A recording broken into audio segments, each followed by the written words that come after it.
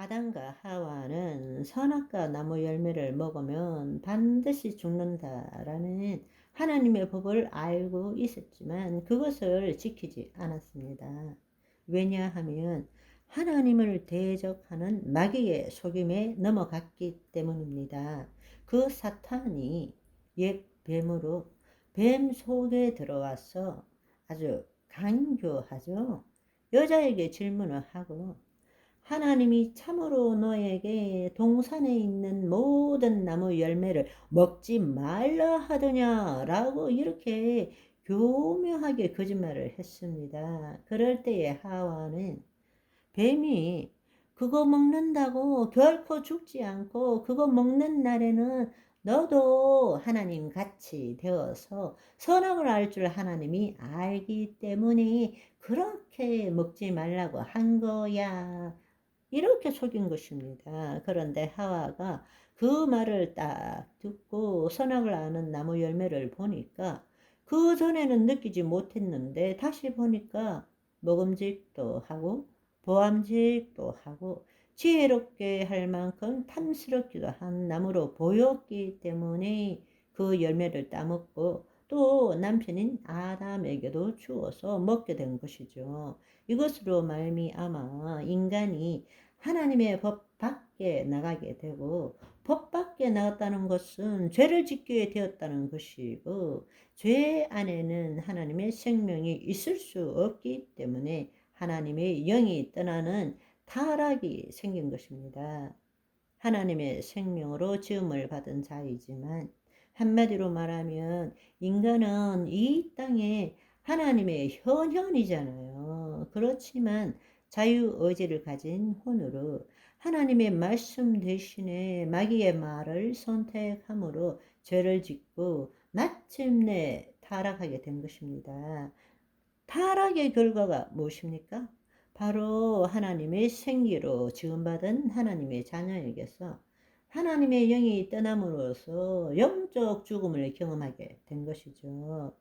본래는 하나님의 생명을 나타내는 하나님의 자녀에서 죄를 짓고 난 다음에는 스스로 존재해야 되는 사실은 마귀의 통치함을 받는 인간으로 전락하게 된 것입니다.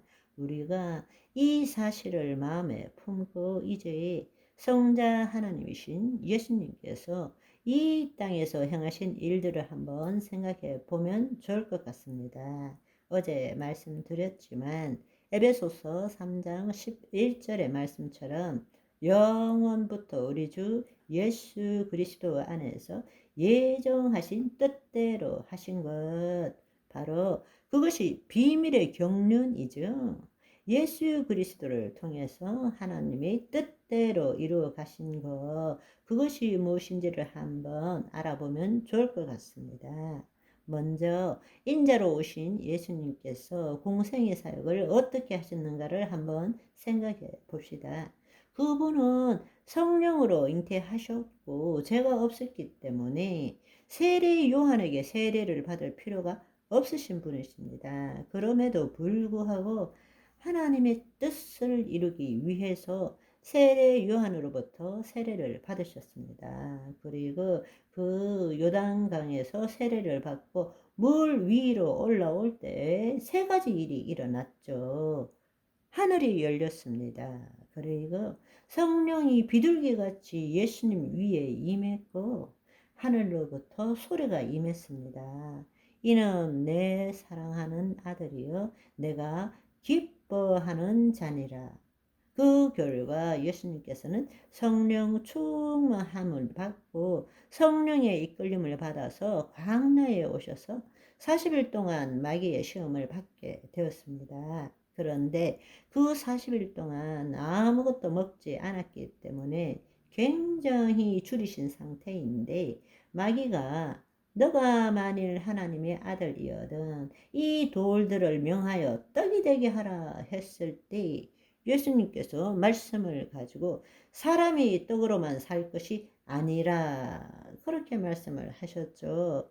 두 번째 시험은 마귀가 또 예수님을 이끌고 올라가서 천하 만국을 다 보이고 이르되 이 모든 권위와 영광을 내가 너에게 주노라. 놀라운 말이죠. 이것은 내게 넘겨준 것이므로 내가 원하는 자에게 다시 주노라. 이렇게 말하고 있는 것입니다. 이게 무슨 뜻입니까?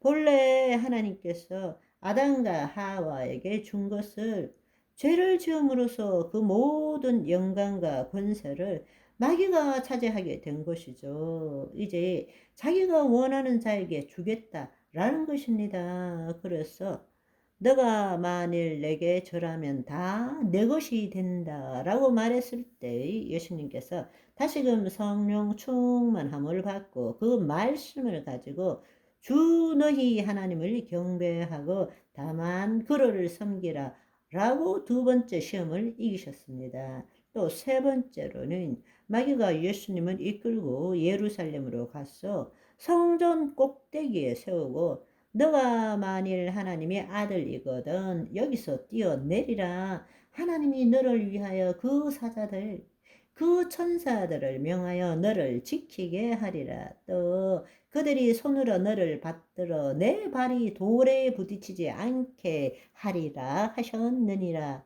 이렇게 하니까 예수님께서 주 너희 하나님을 시험하지 말라 하셨느니라. 그래서 이 세 가지의 시험을 예수님께서는 성령의 인도함을 받고 주의 말씀으로 그 마귀의 일을 무력화시킨 것입니다. 끄트머리는 어떻게 나오는가 하면 마귀가 모든 시험을 다 한 후에 얼마 동안 떠나가니라. 또 마태복음에 따르면 이에 마귀는 예수를 떠나고 천사들이 나와서 수종드니라 이렇게 표현하고 있습니다.